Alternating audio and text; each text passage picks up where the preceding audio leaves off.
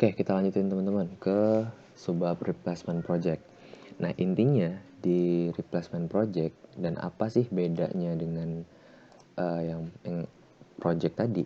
Kalau replacement project ini adalah intinya dia mengganti.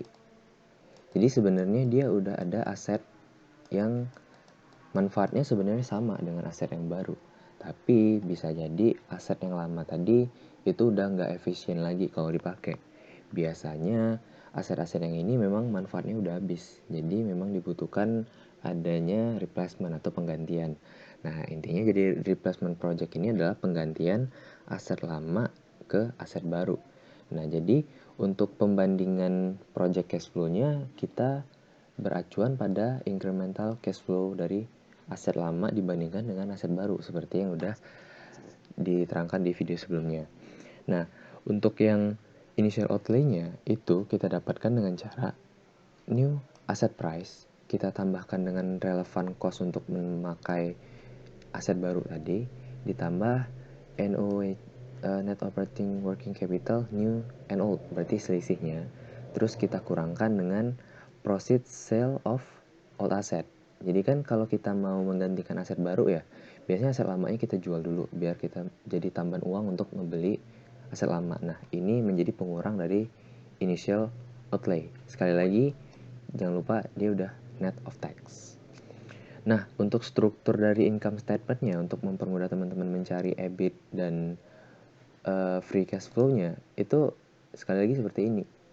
Ada deltanya, delta revenue, delta operating expense, delta EBIT, delta tax, dan sampai ke free cash flow. Delta di sini kita dapatkan dari kita ngebandingin antara ya tadi kita ngebandingin antara aset old sama aset new. Perbandingannya itulah atau selisihnya itulah yang baru kita masukin ke annual free cash flow-nya. Oke, biar makin paham kita langsung ke soal aja. Nah, ini mesin baru itu kita beli dengan harga 400.000 dengan masa manfaat 5 tahun. Installment dan shipment-nya atau biaya relevannya itu sebesar 100.000. Salvage value-nya 50.000. Dari sini bisa kita cari berapa depresiasinya. Menggantikan mesin lama dengan cost mesin lama itu 700.000, masa manfaatnya 10 tahun, salvage value-nya 0. Pada saat akan diganti, price old mesin-nya adalah 380.000 dengan tax 30%. Berarti harga jualnya segini. Operating working capital yang ada di old asetnya itu adalah 30.000 dan di mesin sekarang itu 50.000. Berarti kita bisa mendapatkan delta NOWC-nya, ya kan? Karena untuk menghitung initial outlay-nya nantinya. Berikut adalah estimasi free cash flow selama antara dua mesin. Nah, jadi ini estimasinya, teman-teman. Untuk revenue dari tahun 1 sampai 5 itu yang new adalah 200.000, yang old adalah 120. Berarti kita cari deltanya nanti. Delta revenue sebesar 80.000. Nah, untuk yang ini COGS-nya berarti nanti kita cari delta juga, maintenance expense juga seperti itu, payroll, utilities juga seperti itu. Nah, langsung aja di pertanyaannya, OEC hanya dibayar di awal periode. Yakin manfaat aset dapat dijual seharga salvage value. Berarti ini ntar pengaruhnya ke capex. Berapa sih yang ditanya adalah initial outlay-nya, free cash flow-nya, dan NPV-nya apabila rate-nya 10%. Oke, langsung aja. Kita cari initial outlay-nya dulu. Nah, initial outlay-nya tadi harga aset baru sebesar 400.000 ditambah relevan cost sebesar 100.000 ditambah dengan delta OEC. Delta OEC-nya kan tadi udah ada tuh yang aset lama 30.000, aset baru 50.000, ya kan? Berarti 50.000 kita kurangin 30.000 aja. Dapat 20.000. Dapatlah hasilnya 520.000. Nah, berarti initial outlay-nya itu belum sampai sini karena tadi kita masih ada dikurang dengan proceed of old asset atau harga dari penjualan aset lama. Berarti kita cari dulu old assetnya gimana. Tadi harga jual aset lamanya adalah sebesar 380.000 di soal. Depresiasi per tahunnya 70.000.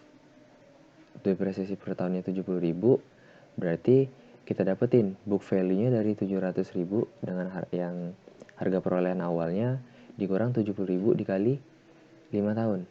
Kenapa 5 tahun? Karena aset ini masih bisa digunakan 5 tahun lagi. Berarti sekarang nilainya itu 350.000 nilai book value sebenarnya, sedangkan dia dijual 380.000. Berarti dia gain sebesar 30.000. Nah, taxnya itu dari mana? Dari tax dikali tarifnya dikali 30.000. Dapat taxnya 9.000. Nah, tax 9.000 inilah yang kita masukin ke cash proceed. Artinya, kita kan tadi mendapatkan harga jualnya 380.000. Ingat, di sini prinsipnya adalah cash flow. Kita hitung adalah ketika ada arus kas masuk atau keluar. Nah, cash proceednya berarti 380.000 dikurang 9.000 karena tax ini menjadi pengurang dari harga kita menjadi 371.000. Berarti yang kita terima adalah 371.000. Berarti inisial lotrenya adalah 520.000 dikurang 371.000 menghasilkan 149.000.